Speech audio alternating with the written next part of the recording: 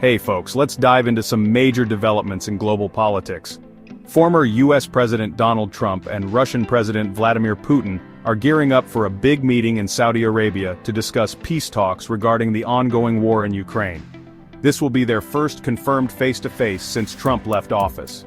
In a nearly 1.5-hour phone call, their first confirmed contact since Trump's return to the White House, both leaders described the conversation as lengthy and highly productive.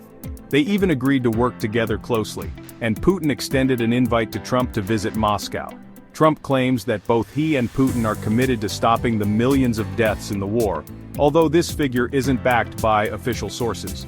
He also mentioned that their teams are set to start negotiations on Ukraine immediately, reiterating his previous pledge to end the war within 24 hours. After speaking with Putin, Trump also had a call with Ukrainian President Volodymyr Zelensky. Zelensky described their conversation as meaningful, and said he shared details of his call with Putin. Trump later remarked that Zelensky, like Putin, wants to achieve peace. But not everyone is on board. There are concerns that Ukraine might be getting sidelined in these discussions. Then Pentagon Chief Pete Hegseth told European allies that Ukraine's pre-2014 border goals and NATO aspirations were unrealistic. Trump, however, denied that Zelensky was being excluded from the talks.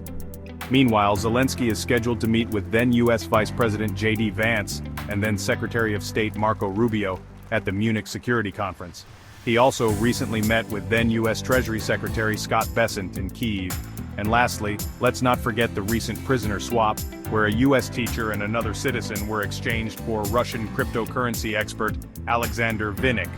The Kremlin confirmed the call, with Putin agreeing to pursue a long-term peace settlement. However, they emphasized addressing the root causes of the conflict, attributing them to Western influence on Kyiv.